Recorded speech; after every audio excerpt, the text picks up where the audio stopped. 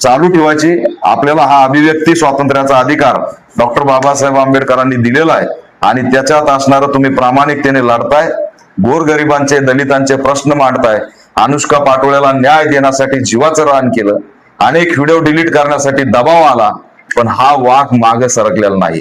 म्हणून आंबेडकरी चळवळीतल्या कार्यकर्त्याला सुद्धा आव्हान करतो, मग ते लातूरचे असतील, महाराष्ट्रातले असतील, की असे माणसं जपा. हे माणसं जर आपण आज जपले नाही, त्याचा व्हिडिओ फेसबुकला व्हायरल होऊन सुद्धा आपल्याला जाग येत नसेल तर याच्यापेक्षा दुर्दैव असू शकत नाही. हिंमत कशी झाली, त्याच्या कॉलरला हात घालायची हिंमत कशी झाली, ज्याने कोणी कॉलरला हात घातलाय पोलिसांनी त्याच्यावरती तात्काळ कारवाई करावी आणि याच्यानंतर जर टच करण्याचा जरी प्रयत्न केला तर गाठ पॅन्थरशी एवढं लक्षात ठेवा. हा इशारा मी रेणापूर मध्ये येऊन देतोय. आज मी चलत चलत आलोय त्यांना तातडीने भेट द्यायची.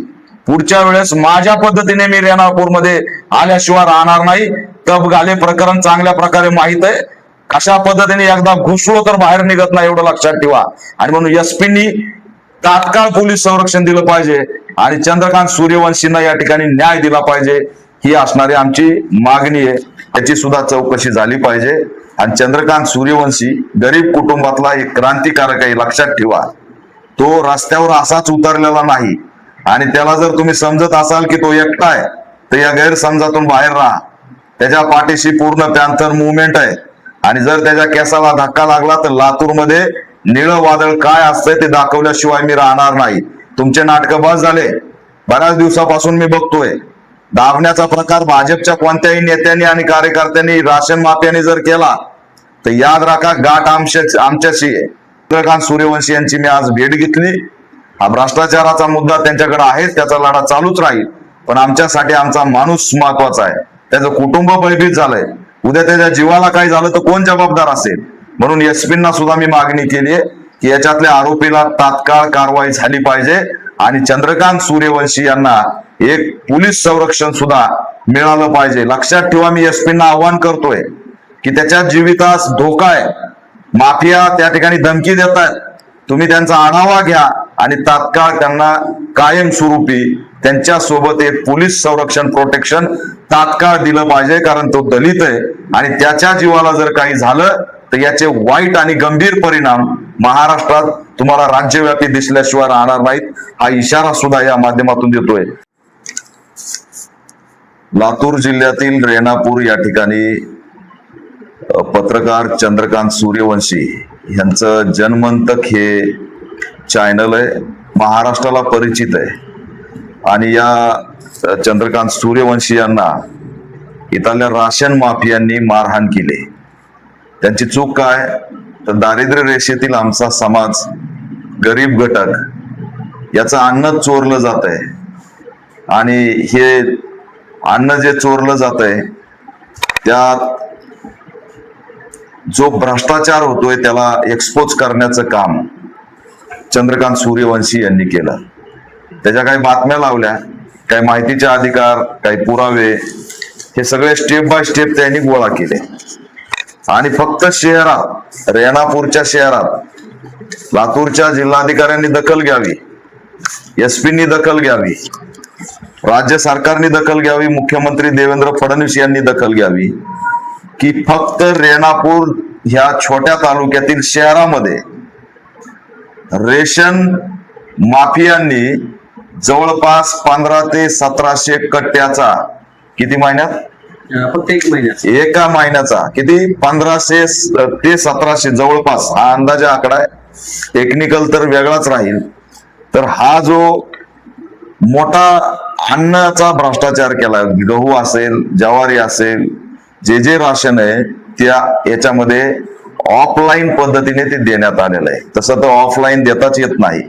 हे रॅकेट शहरापुरतं मर्यादित नाही, हे रॅकेट संपूर्ण जिल्ह्यात ऍक्टिव्ह आहे आणि महाराष्ट्रात सुद्धा ऍक्टिव्ह आहे. दुर्दैवाने याच्या विरोधात कुणी आवाज उठवत नाही, कारण ते राशन जे आहे, राशन दुकान असेल, राशन वाटप असेल, हा गरिबाशी संबंधित प्रश्न आहे आणि गरिबाशी संबंधित प्रश्न असल्यामुळे त्याच्याकडे कुणीच बघायचं नाही, त्याचा भ्रष्टाचार बाहेर काढायचा नाही, त्याचा काही लुटमार होती ती काढायची नाही. त्याच्यामुळे याच्यात चंद्रकांत सूर्यवंशी यांनी केलेला पाठपुरावा आणि त्यातून 420चा घोटाळा समोर आल्यानंतर आपल्याला आता जेलमध्ये जावं लागेल या भीतीतून चंद्रकांत सूर्यवंशी याच्यावरती हल्ला करण्यात आला. हा निर्भीड पत्रकार आहे, दलित आहे, डॉक्टर बाबासाहेब आंबेडकरांच्या संविधानावर चालणारा हा पत्रकार आहे आणि त्यांनी असणार एक निर्भीड आवाज या जिल्ह्यामध्ये अनेक वर्षांपासून सुरू केलेला आहे. गाव कुसात राहणारा हा पत्रकार जीव मुठीत घेऊन एक पत्रकारितेचा, अभिव्यक्तीचा, स्वातंत्र्याचा त्याचा अधिकार तो बजावत असतो. मी अनेक वेळा त्यांच्या माध्यमातून अनेक घटनांना मी वाचा फोडलेली आहे. आपल्या महाराष्ट्राला परिचित असलेल्या अनुष्का पाटोळेचं प्रकरण, ज्या लेकीला लातूरमध्ये संपवलं, ते प्रकरण जर राज्यव्यापी कुणी केलं असेल तर ते चंद्रकांत सूर्यवंशींनी केलं. या जिल्ह्यातल्या अन्य अत्याचाराला वाचा फोडण्याचं काम त्यांनी केलं. निवडणुकीच्या काळात गावागावात जाऊन गावाची वस्तुस्थिती मांडण्याचं काम त्यांनी केलं. निवडणुकीच्या काळात सुद्धा त्यांना जीवे मारण्याच्या धमक्या आल्या आणि आता याच्यामध्ये गुन्हा दाखल झालेला आहे. ते दलित असल्यामुळे त्याच्यात अनेक कलम सुद्धा ऍड झाले पाहिजेत, ही आमची मागणी आहे. पण त्यात आरोपी अटक व्हावा यासाठी आम्ही त्या ठिकाणी DYSP SP यांना सुद्धा आता फोनवरती मी स्वतः बोललोय.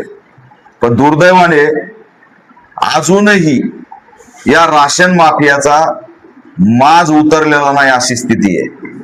अजूनही हे राशन माफिया चंद्रकांत सूर्यवंशीला धमक्या देत आहेत. क्रिमिनल ऍक्टिव्हिटीच्या पार्श्वभूमीचे लोक धमक्या देत आहेत की तुला संपून टाकू, तू तर आमच्यावर गुन्हा दाखल केला ना, ही मोठी चूक केली, अशा पद्धतीच्या धमक्या त्यांना त्या ठिकाणी दिल्या जात आहेत. आणि या धमक्या ऐकून, व्हायरल झालेला व्हिडिओ पाहून मी धावत पळत रेणापूरला येऊन चंद्रकांत सूर्यवंशी यांची भेट घेतली. या सगळ्या राशन माफिया असतील, हा राशन माफिया भाजपशी संबंधित आहे. इथं आमदार कोण आहे? कोणत्या पक्षाचा आहे? भाजपचा आमदार आहे. राज्य सरकारमध्ये भाजपची सत्ता आहे. मी त्या सगळ्यांना इशारा देतोय, चंद्रकांत सूर्यवंशी हा दलित आहे आणि त्याच्या केसाला जरी धक्का लागला तर त्यानंतर एकाला सोडणार नाही, हा इशारा मी या माध्यमातून देतोय. आज त्याला भेटल्यानंतर त्याच्या चेहऱ्यावरचं पूर्ण मानसिक तणावात आहे. त्याची चूक काय? गरिबांच्या राशन अन्नामध्ये होणारा भ्रष्टाचार काढणं ही त्याची चूक आहे. अरे 1700 कट्टे महिन्याला कुठं जात आहेत? हे 1500 कट्टे कुणाच्या घशात घातले जात आहेत? ही इन्क्वायरी जी सुरू आहे त्याची सखोल चौकशी झाली पाहिजे आणि हा पुरवठा अधिकारी सुद्धा याची सुद्धा चौकशी झाली पाहिजे. याच्यामध्ये जिल्हा अधिकाऱ्यांनी तात्काळ मीटिंग बोलवली पाहिजे आणि या सगळ्या भ्रष्टाचाराची चौकशी चंद्रकांत सूर्यवंशी यांच्याकडून डॉक्युमेंट घेऊन पत्रव्यवहार करून सुद्धा काही होत नाही. चोराला चोराची चौकशी करायला लावली जाते. याच्यामध्ये विशेष समिती नेमून जिल्हा अधिकाऱ्यांनी याच्यामध्ये चौकशी केली पाहिजे, ही सुद्धा आम्ही मागणी घेणार आहेत. कुणालाही सोडणार नाहीत. टोल नाका वसूल करायचा, भांडवलदाराच्या खिशात पैसा घालायचा, तिथं मात्र पारदर्शकता, वेळ लागणार नाही. लक्षात ठेवा, या प्रत्येक राशन दुकानाच्या बाहेर LED बोर्ड लागला पाहिजे. फळा लावा, बोर्ड लावा, काय लावायचे ते लावा, पण त्याच्याकडे किती राशन शिल्लक आहे त्याचा आकडा त्या ठिकाणी त्यांनी लिहायला पाहिजे, तो गावाला समजला पाहिजे. ही सुद्धा भूमिका आम्ही घेतल्याशिवाय राहणार नाही. टोल नाक्यावरती ज्या पद्धतीने किती पैसे वसूल करायचे आणि किती पैसे वसूल करायचे बाकी आहेत हे तुम्हाला दिसतं, तसं जनतेला आमचं राशन किती याचा कोटा किती आहे. आता मला धक्कादायक सांगितलंय का राशन दुकानात डिसेंबरच्या, म्हणजे त्याचा कोटा गेल्या महिन्याचा वाचलेला असताना तो दाबून ठेवून नवीन कोटा मागवला.